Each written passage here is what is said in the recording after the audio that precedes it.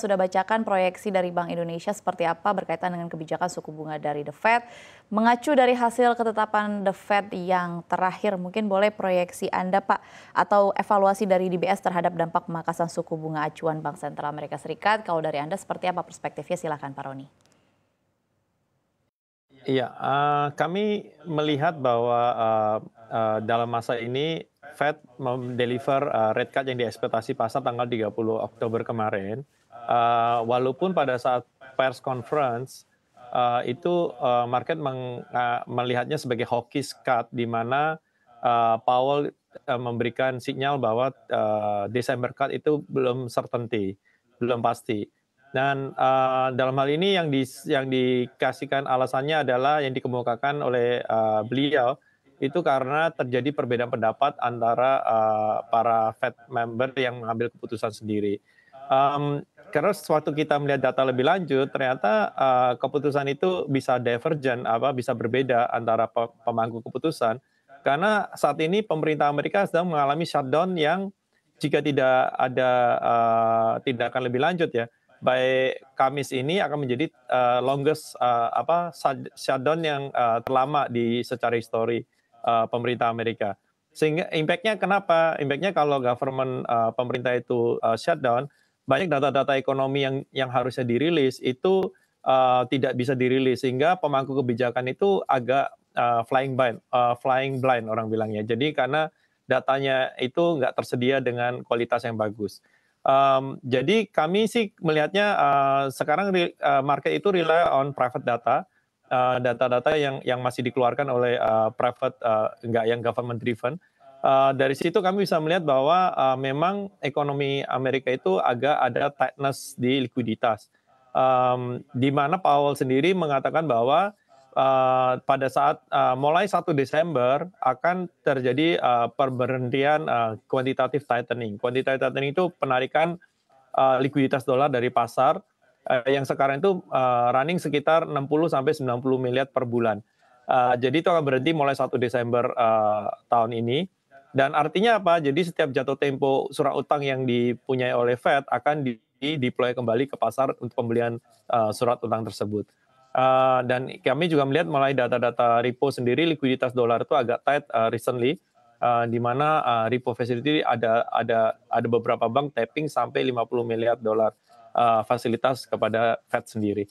Jadi dinamika ini menurut kami melihatnya bahwa Powell betul mengatakan bahwa datanya nggak lengkap, makanya terjadi perbedaan view terhadap voting member Fed sendiri.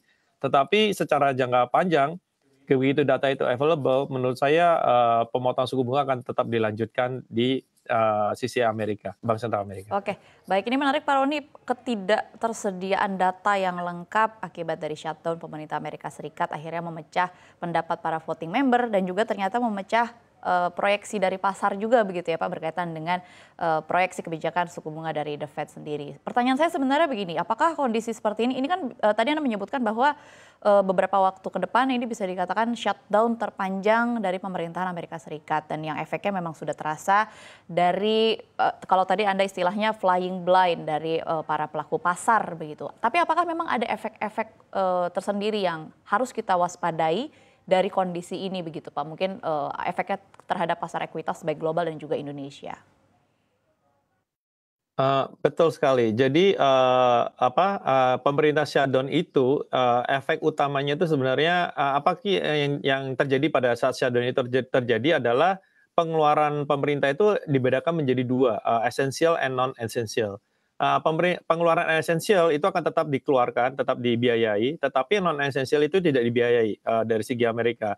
Dan dengan tidak ada pengeluaran spending dari pemerintah Amerika, otomatis likuiditas dolar itu terkumpul di namanya TGA, Treasury General Account. Itu ada di kayak rekening pemerintah di Bank Sentral Amerika.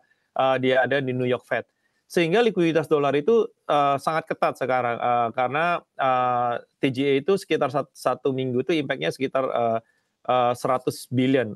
Jadi kita kemarin melihat data terakhir itu TGA balance dari pemerintah Amerika itu reach sekitar 1 triliun, padahal biasanya itu 800 billion level. sehingga ada 200 billion yang likuiditas yang ketarik dari pasar, lari ke akun pemerintah yang di bank sentral. Dan ini menyebabkan likuiditas dolar agak tight, dan kalau likuiditas dolar agak tight, otomatis imbasnya ke saham-saham yang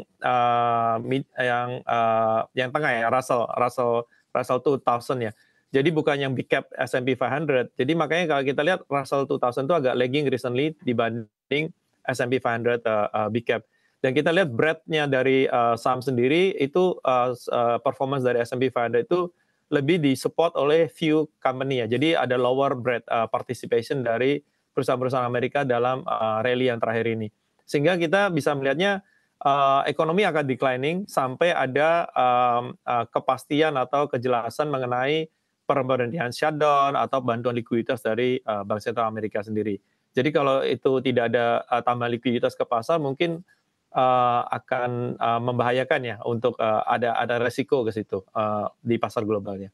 Oke. Dari Bank Indonesia sendiri kan kemarin juga Pak Periwarjo juga sudah cukup banyak menjelaskan perspektif dari Bank Indonesia, kondisi makroekonomi kita seperti apa, yang biasanya sebenarnya kalau situasi yang tidak anomali seperti ini ada shutdown di Amerika Serikat kan sebenarnya Bank Indonesia akan mengekor dari The Fed, tapi nampaknya momen kali ini agak berbeda. Kalau proyeksi dari Anda di RDG Bank Indonesia kemarin yang akhirnya diputuskan untuk memangkas suku bunga, kira-kira apa pertimbangannya dan kedepannya mungkin proyeksinya seperti apa? Silakan Pak Roni. Iya, untuk kembali ke pasar domestik, kebijakan Bank Indonesia yang menahan BI rate ya atau kebijakan suku bunga, itu menurut saya sudah sangat tepat karena beliau Pak Gubernur juga mengatakan bahwa BI rate sudah diturunkan 150 basis point gitu year to date ya. Tetapi suku bunga pinjaman dan suku bunga deposito itu turunnya cuma sekitar 15 sampai 20 basis point. Sehingga transmisinya belum terrefleksi dengan baik ya, maksudnya dengan cepat gitu. Jadi ada lagging effect seperti biasa.